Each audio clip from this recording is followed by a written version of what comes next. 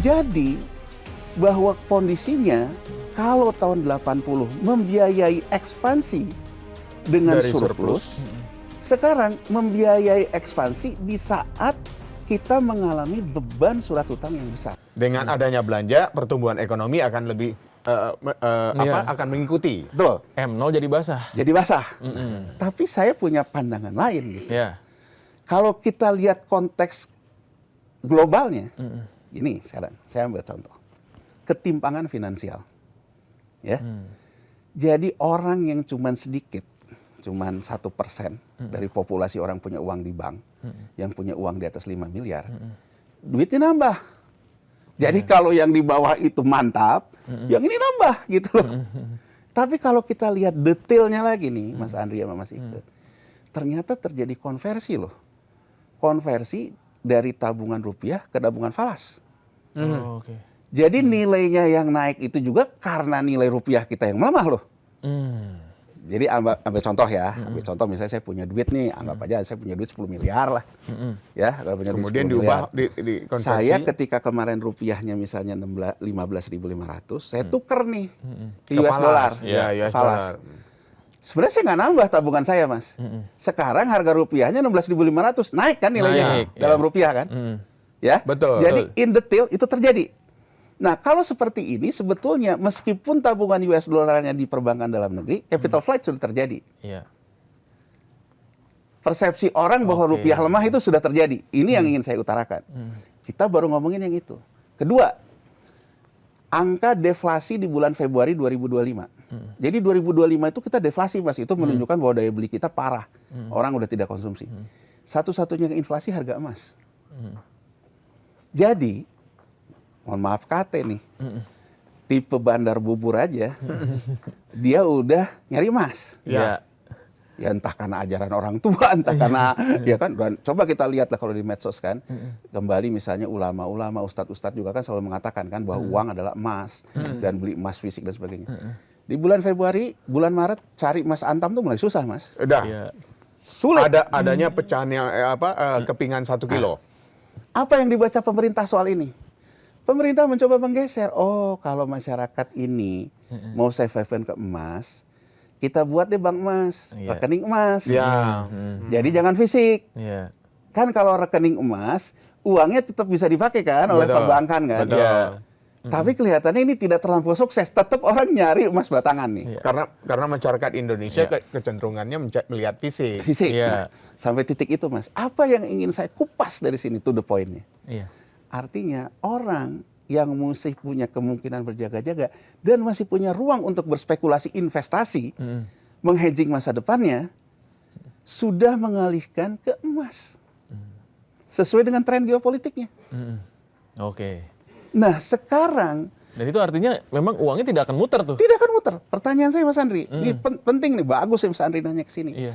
Artinya kalau sekarang kita ingin mendorong M1, uang di perbankan, dorong ke kredit, sementara orang yang punya uangnya mengalihkan uangnya ke safe haven ke emas, dan diam di emas, kan nggak bisa diapa-apain. Iya.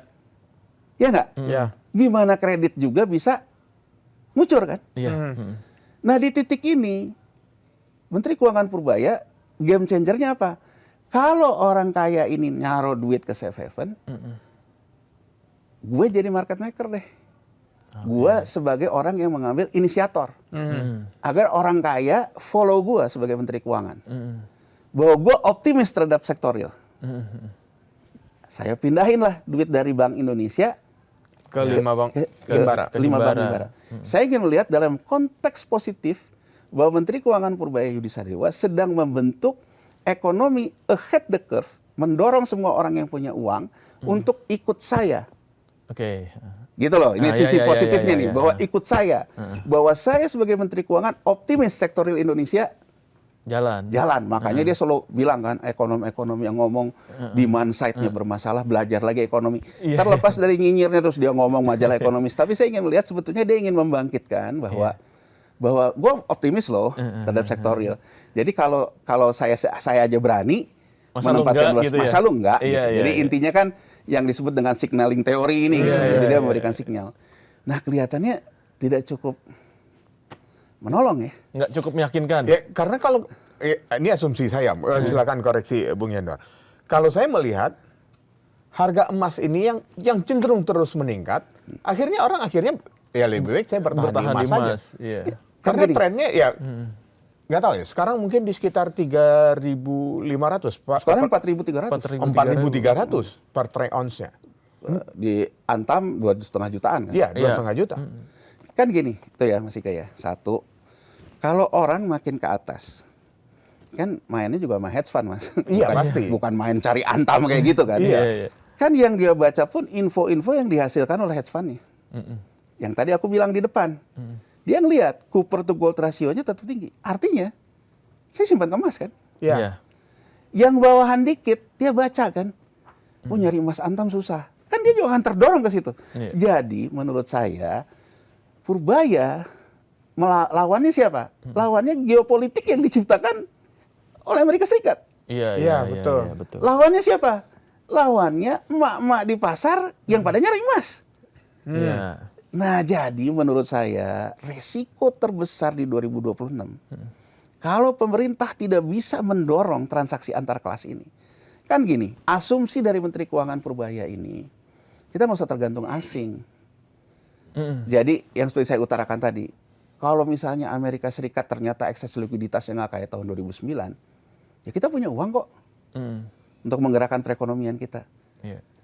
Tapi kan gini, kalau kita lihat, mungkin yang punya uang akan ikut bergerak dengan pemain gedenya yang bergerak kan? Iya.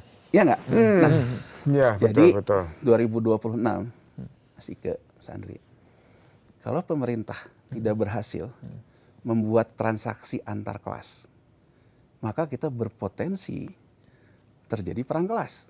Jadi saya ingin mengulang apa yang saya katakan di 2024, ya kita bisa berpotensi kayak Bangladesh. Alhamdulillah enggak lah ya, Agustus kemarin bisa selesai.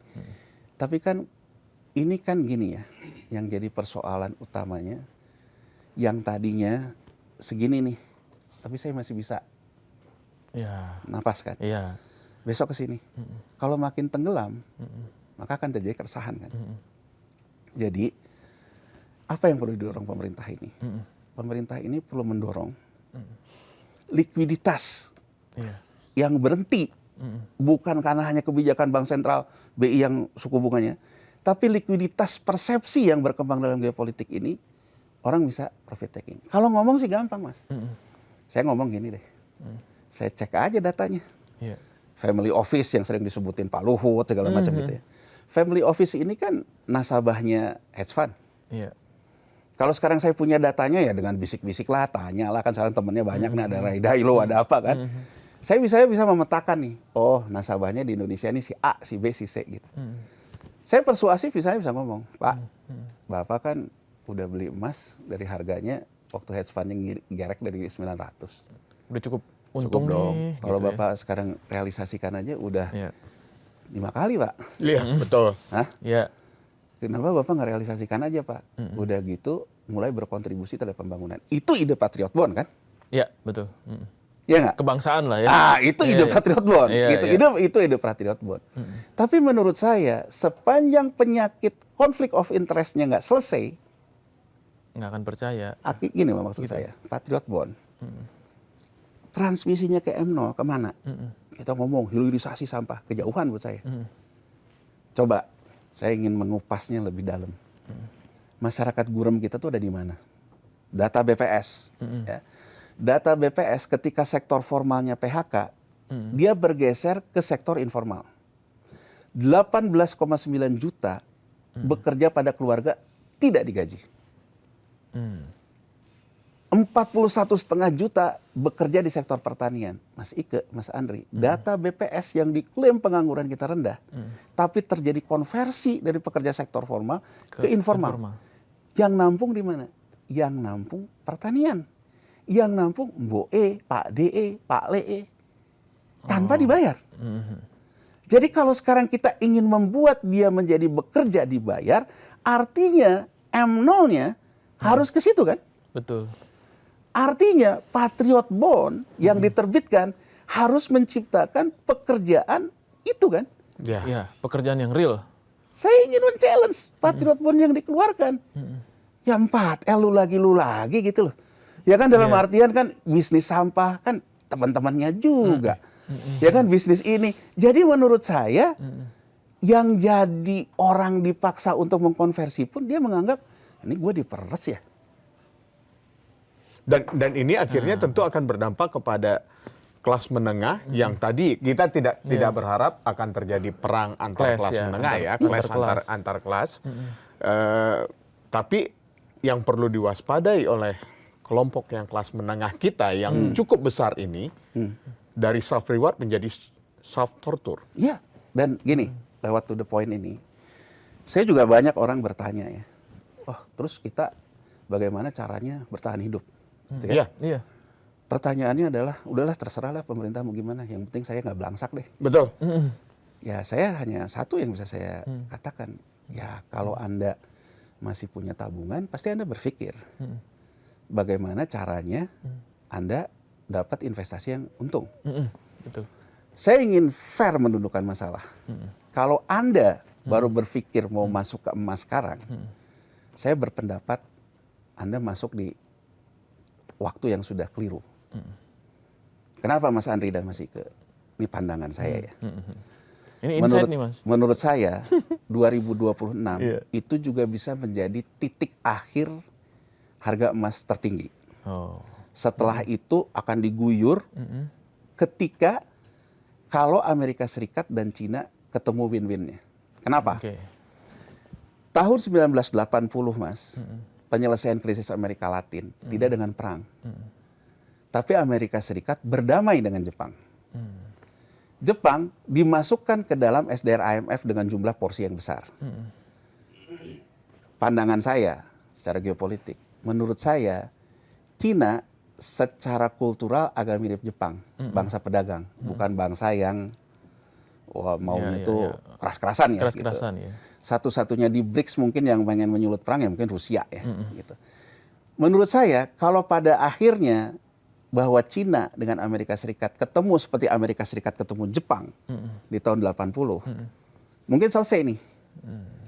Dan kemudian akan cash in kan. Bayangin Mas, kalau orang baru masuk nih, beli emas nih, tahu-tahu balik arah karena udah harga paling topnya itu kan. Kan kalau tujuannya untuk dapat untung, bisa nangis dia. Harga emas saya turun. Saya ingin memberikan hati-hati nih. Harga emas ini memang masih punya potensi naik, tapi tingkat volatility-nya juga lagi tinggi. Jadi ini yang terjadi itu, orang yang beli dari harganya di bawah, belum mau lepas, karena ngerasa belum saatnya turun. Tapi kan gini, coba bayangin ya, kita sekarang pakai skema aja Mas Ika sama Mas Andri. Saya beli emas 900.000. Ya, 900.000 tuh di tahun 2023 tuh segituan lah. Saya belum lepas-lepas sekarang. Harganya sedang 2,5 juta. Ya nggak? Besok katakanlah volatile, jadi 2 juta. Saya masih untung kan? Iya.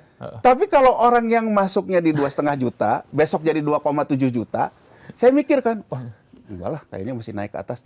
Taunya dari 2,7 ke 2 juta.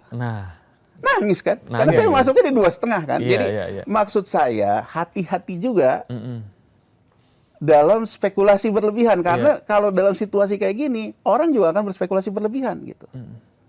Ya, jadi kalau menurut saya, kalau Anda memang inginnya trading, ya Anda harus punya ilmunya. Karena walaupun harga emas itu sekarang masih kemungkinan masih akan tinggi, tapi eranya udah masuk ke era trading nih. Volatile.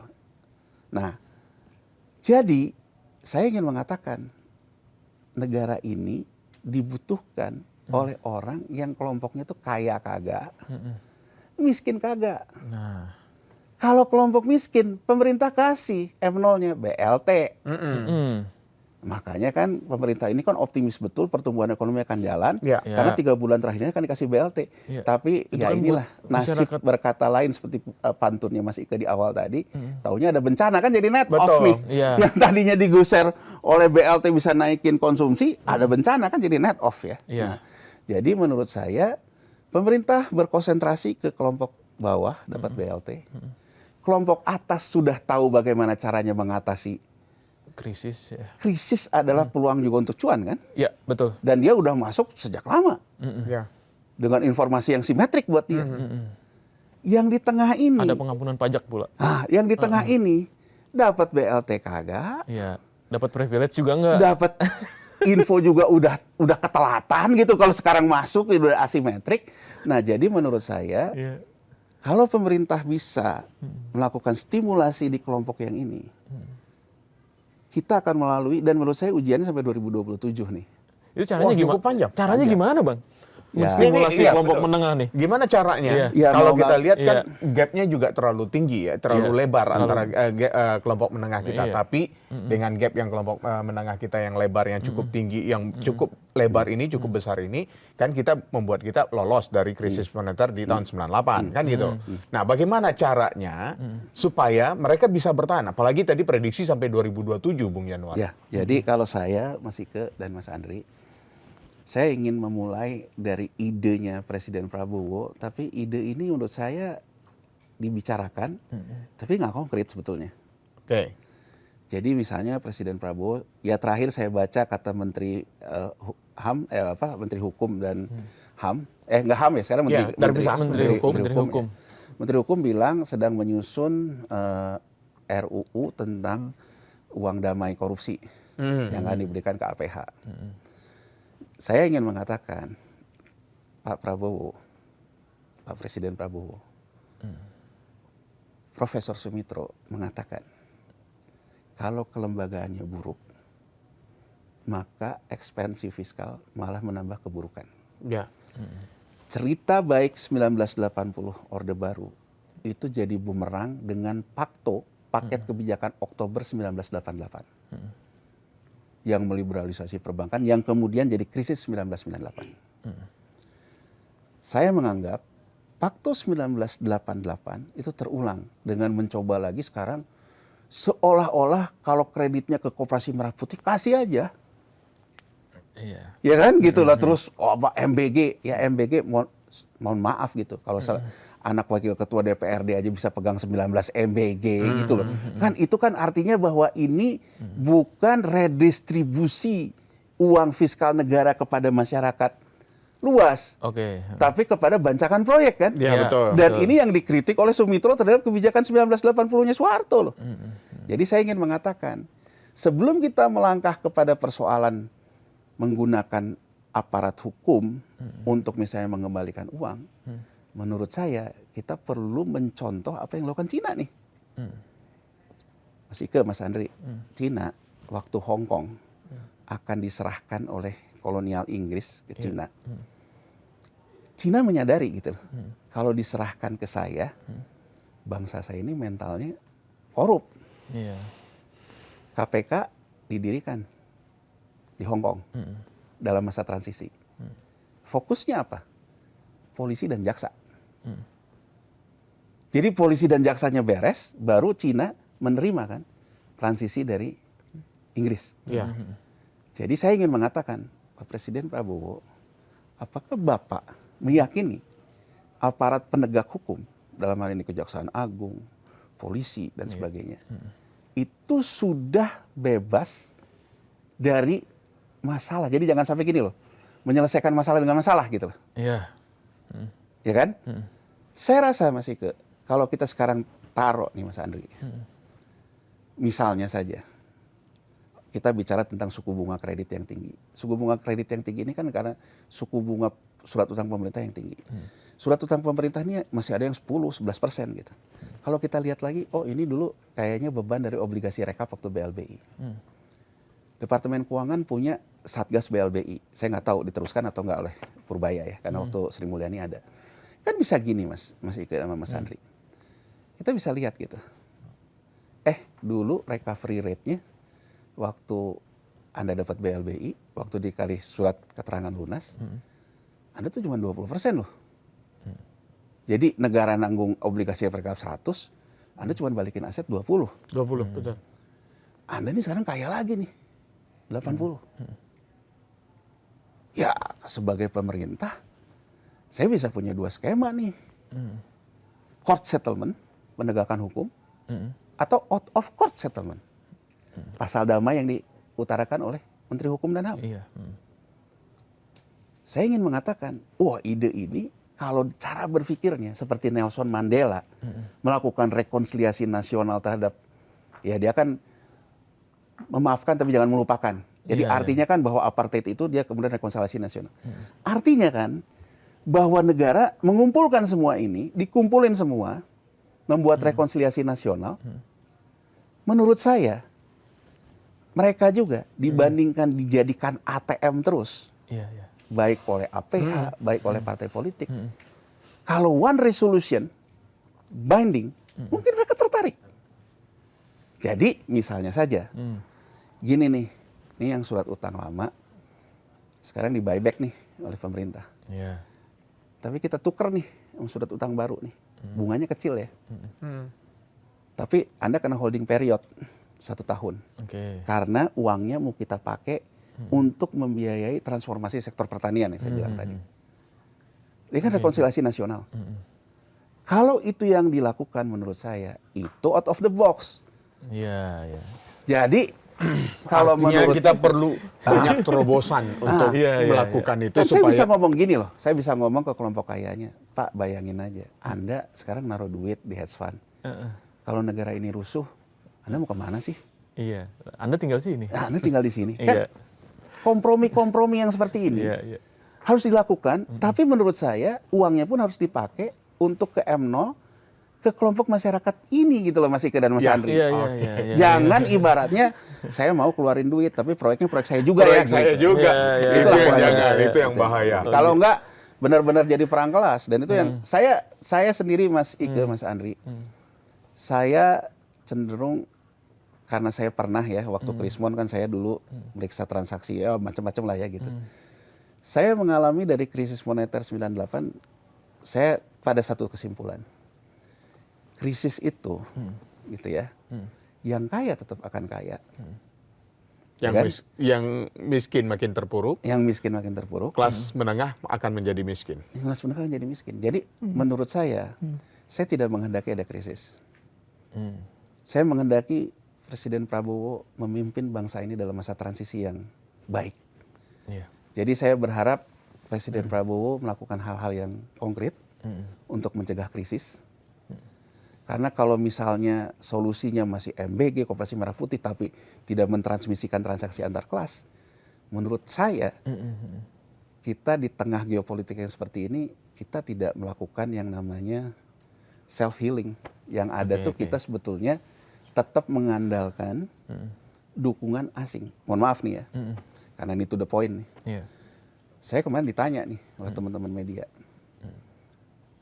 Pemerintah Amerika Serikat minta ekspor mineral kritis dibuka oleh Indonesia untuk negosiasi tarif di akhir tahun ini. Iya. Iya. Teman-teman media nanya ke saya, apakah kalau itu dibuka oleh pemerintah menorong neraca dagang kita? Saya jawab, dan teman-teman media nggak ada yang muat. Kalau ini kan to the point ya. Nah, saya jawab ke teman-teman media, menurut saya pertimbangan pemerintah memberikan relaksasi terhadap ekspor mineral kritis dalam hal ini emas dan juga kuper. Karena emas dan kuper, dalam hal ini Freeport lah. Freeport itu kan emas dan kuper. Iya. Iya. Karena emas dan tembaga itu adalah geopolitik Amerika ke depan. Oke. Saya mengatakan pemerintah tidak melihat ke neraca dagang, tapi lebih kepada pemerintah menganggap dukungan politik dari Iya. Amerika Amerika Serikat Serikat. terhadap rezim politik yang ada. Jadi to the point nih, saya menganggap kelihatannya Presiden Prabowo meyakini sepanjang kekuatan utama dunia tidak cawe-cawe, maka sebetulnya tidak akan terjadi krisis. Oke. Di Indonesia ya. Tapi saya ingin mengatakan kepada Presiden Prabowo, saya rasa Presiden Soeharto pun begitu dekatnya. Tapi ketika kelas menengahnya udah sampai ke perut, rusuh, ditinggalin juga tuh sama temannya. Betul. Iya. Itu Jadi yang ya harus saya di- ingin mengatakan yang paling baik Pak Presiden, berkomunikasilah dengan masyarakatnya. Ya. Itu aja sih. Itu komunikasi dengan masyarakatnya agar Betul. perutnya tidak kosong, Ya. tidak terjadi kelaparan. Terima kasih, Sama-sama. Bung Januar Rizky telah hadir Luar di biasa nih. Be to the To the point. point aja. Karena banyak sekali to the point yang telah disampaikan oleh Bung Januari. Mudah-mudahan sendiri. bermanfaat lah dan Amin, kita bisa amin. melaluinya dengan Terima baik. kasih, Om. Oke, baik Sobat Sindo. Dunia boleh sibuk berdebat soal suku bunga. Tapi rakyat hanya peduli. Apakah besok dapur masih menyala? Siapkan payung sebelum badai 2026 makin menjadi. Saya Ike Kesuma. Dan saya Andri Susanto. Sampai jumpa.